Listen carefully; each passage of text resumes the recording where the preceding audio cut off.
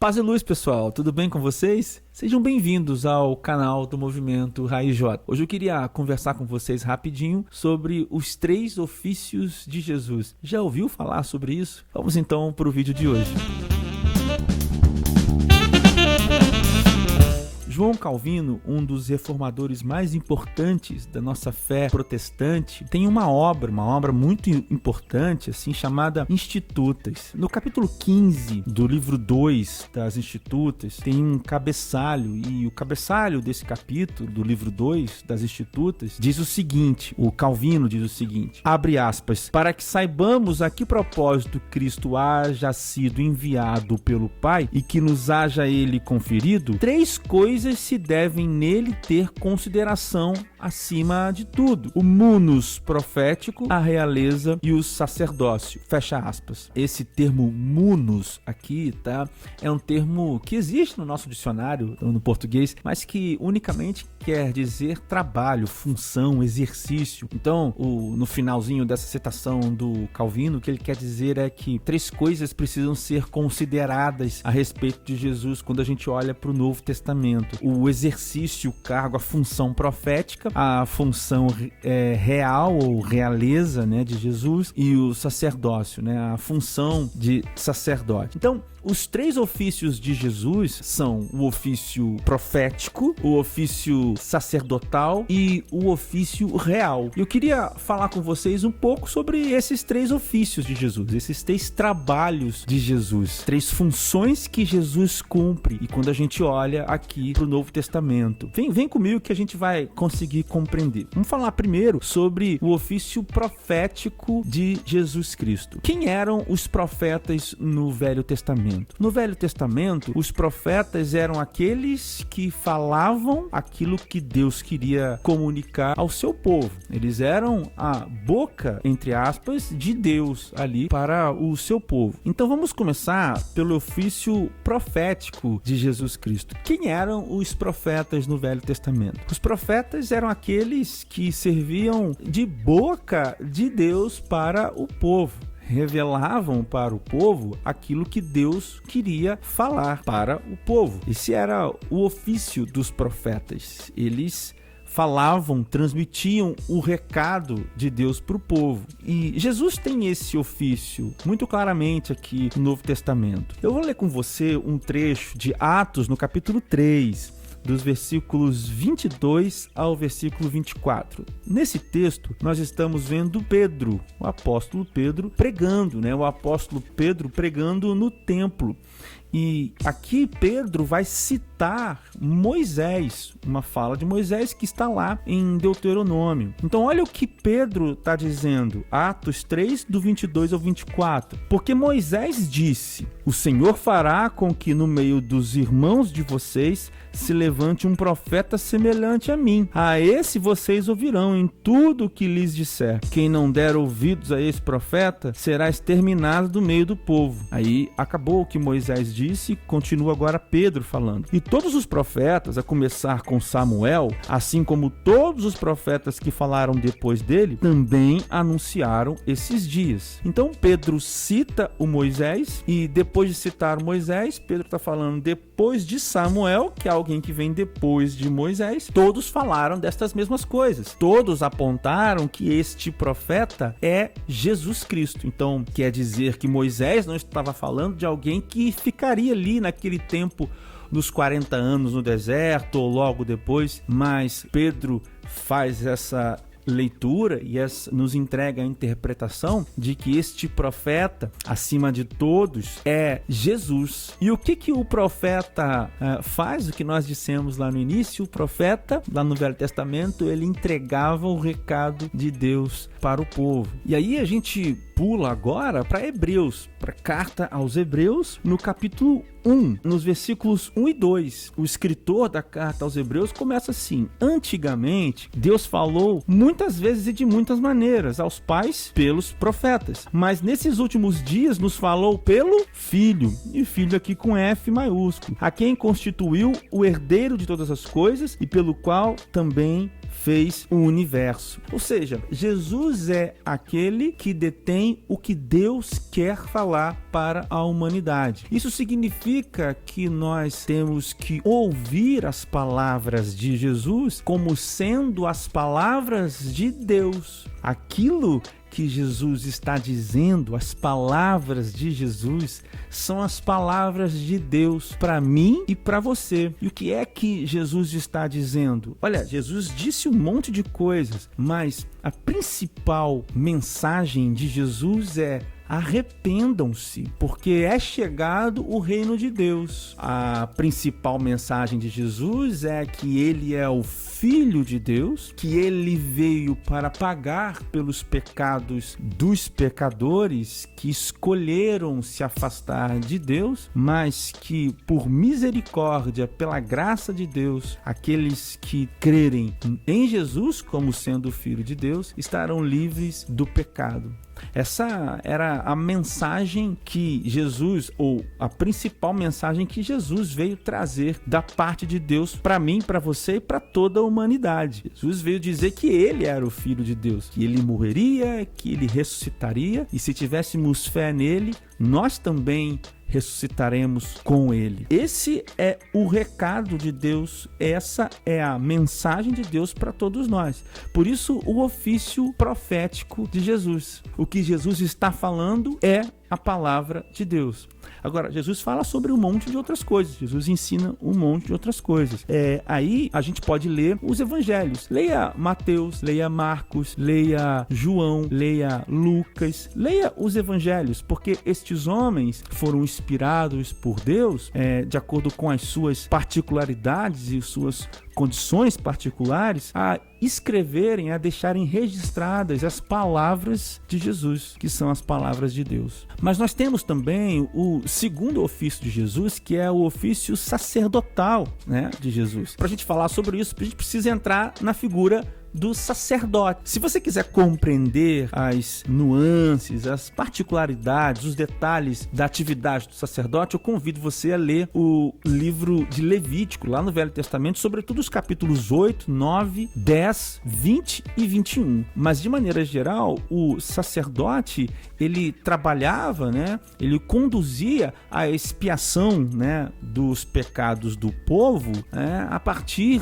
através de sacrifícios de animais e também de outras coisas que eram pedidas ali em Levíticos, mas sobretudo sacrifícios de animais. Então o sacerdote tinha essa incumbência, esse trabalho de tempo em tempo, de preparar, de adentrar no Santo dos Santos para oferecer ali os sacrifícios em expiação ao pecado do povo. Aí tinham particularidades para esses sacrifícios, mas de maneira geral era um cordeirinho, sem mácula, sem mancha, e aí o sangue desse cordeiro era aspergido, e há uma série de outros detalhes. Mas quando nós lemos Levítico, nós temos que entender que Levítico aponta para duas coisas. Primeiro, Levítico aponta para o pecado no mundo, aponta para a condição pecaminosa do ser humano. Levítico mostra, revela que o homem está afastado de Deus e por isso precisa de algo ser feito para que esse homem se relacione com Deus de novo. Em segundo lugar, Levítico aponta para Jesus. Levítico aponta para um sacrifício perfeito,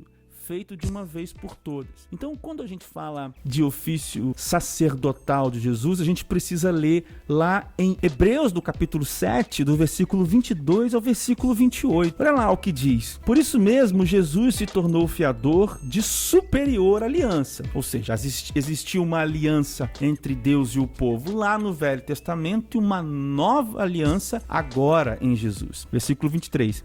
Ora, os outros são feitos sacerdotes em maior número, porque a morte os impede de continuar. Ou seja, um sacerdote morre, continua outro, vem outro, existe um número maior de sacerdotes. Jesus, no entanto, versículo 24, porque continua para sempre, tem o seu sacerdócio imutável. Por isso também pode salvar totalmente os que por ele se aproximam de Deus, vivendo sempre para interceder por eles, porque nos convinha um sumo sacerdote como este, santo, inculpável, sem mácula, separado dos pecadores e exaltado acima dos céus, que não tem necessidade, como os outros sumos sacerdotes, de oferecer sacrifícios todos os dias, primeiro por seus próprios pecados, depois pelos pecados do povo, porque fez isso uma vez por todas, quando a si mesmo se ofereceu, porque a lei constitui homens sujeitos a fraquezas como os sumos sacerdotes, mas a palavra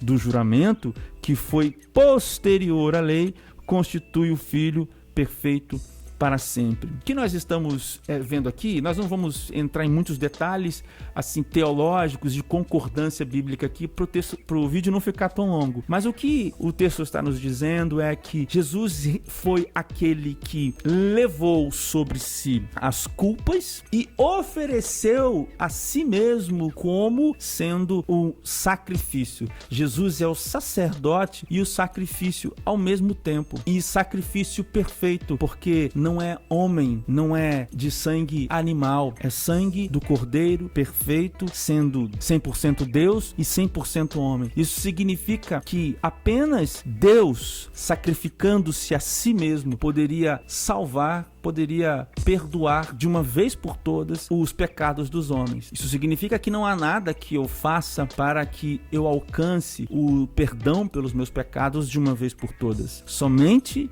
alguém perfeito, santo, que poderia fazer isso. E esse foi Jesus Cristo. E a Bíblia diz também que ele fez isso de uma vez por todas. Uma vez que os pecados estão perdoados, perdoados eles estão. Por isso Jesus tem esse ofício sacerdotal. Quem entra pela porta que Jesus abre, porque quando o véu se rasga, é uma porta que se abre entre Deus e os homens. Quem entra por esse caminho vivo, esse caminho aberto por Jesus, encontra Deus, porque ele foi aberto por Jesus. O sacrifício foi feito por ele e mais, esse caminho está aberto, o caminho está livre para todo aquele que se achega a Deus através de Jesus. Isso significa que nós precisamos confiar em Jesus, que nós precisamos pedir perdão pelos nossos pecados mediante ao que Jesus fez, e a gente precisa sair disso livre, liberto, alegre e leve. Não tem essa de ficar relembrando coisas do passado. Perdoados uma vez, perdoados para sempre. O pecado de amanhã eu peço perdão e ele será também perdoado, porque Jesus fez isso de uma vez por todas, para todos os pecados anteriores e para todos os pecados que eu cometerei. É claro que eu pretendo levar uma vida santa, uma vida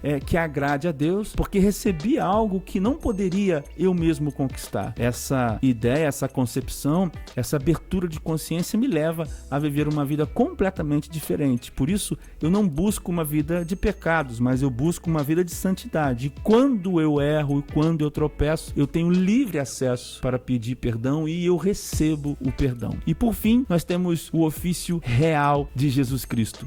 Eu quero ler com você, para entender essa parte do ofício real, o texto que está lá em Apocalipse 19, do 12 até o 16. Os seus olhos são como chama de fogo, na cabeça dele há muitos diademas. Tem um nome escrito que ninguém conhece, a não ser ele mesmo. Está vestido com um manto encharcado de sangue, e o seu nome é Verbo de Deus. Os exércitos dos céus seguiam, montados em cavalos brancos e vestidos de linho finíssimo, branco e puro. Da sua boca sai uma espada afiada, para com ela ferir as nações. Ele mesmo regerá com cetro de ferro, e ele mesmo é o que pisa o lagar do vinho do furor da ira de Deus Todo-Poderoso. No seu manto e na sua coxa está escrito um nome: Rei dos Reis e Senhor dos senhores. O ofício real de Jesus tem a ver com a figura de rei, obviamente. E aqui é importante nós entendermos que na cultura judaica existia o anseio pela figura do rei. O rei era aquele que liderava, o rei era aquele que conduzia nas batalhas, o rei era aquele que tinha sabedoria para levar e dirigir o povo, o rei era alguém que dominava com força e com sabedoria, alguém que o povo podia confiar. Por isso, essa figura de rei, Jesus também tem esse ofício real, porque Jesus reina sobre todas as coisas. E é importante que a gente compreenda que João está tendo uma visão do futuro num lugar que transcende aquilo que entendemos como realidade, onde Jesus está colocado como Rei dos Reis e Senhor dos Senhores. Se você também pegar para ler lá em João, capítulo 18, no versículo 36, Jesus diz: o meu reino não é desse mundo. Se o meu reino fosse desse mundo, os meus ministros se empenhariam por mim para que não fosse entregue aos judeus. Mas agora o meu reino não é daqui. E lá em Apocalipse mesmo também, Apocalipse 11, versículo 15, João escreve: o reino do mundo se tornou de nosso Senhor e do seu Cristo, e ele reinará pelos séculos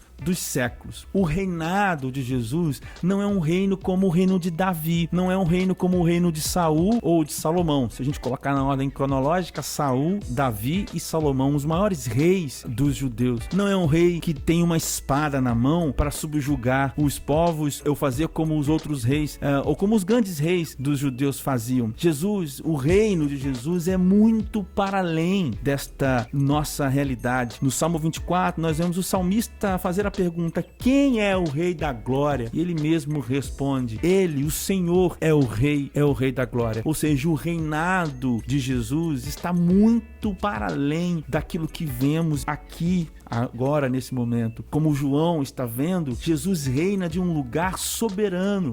É claro que tudo que existe está debaixo do reino de Jesus, mas nós precisamos entender que Jesus reina muito para além destas coisas. Jesus reina sobre a morte, Jesus reina sobre a vida, Jesus reina sobre a minha vida, sobre a sua vida, mas muito mais além do que isso. Jesus reina sobre o tempo, Jesus reina sobre a eternidade, Jesus reina para sempre, Jesus reina sobre tudo, sobre todos e para todos sempre. Isso significa que você está num relacionamento de confiança com o Rei dos Reis, o Senhor dos Senhores. Isso significa que você não é alguém que perambula por aí vivendo como se não tivesse destino, vivendo como se não tivesse proteção, ou vivendo como se fosse amparado por meras conjecturas desse tempo. Você que é seguidor de Jesus Cristo, você está debaixo dessa mão poderosa. Por isso você pode andar confiante, tranquilo, porque nem a morte, nem a vida, nem anjos, nem principados, nem nada do que foi criado pode separar você do amor de Deus que está em Cristo Jesus. Jesus o profeta, Jesus o sacerdote, Jesus o Rei dos Reis. Eu espero que esse vídeo tenha abençoado a sua vida. Se foi assim, você pode retornar aqui para os próximos vídeos. Compartilha essa mensagem com outras pessoas e assim a gente vai trabalhando para a mensagem chegar ao maior número de pessoas possível. Que Deus te abençoe e a gente se vê na próxima. Tchau, tchau. Paz e luz.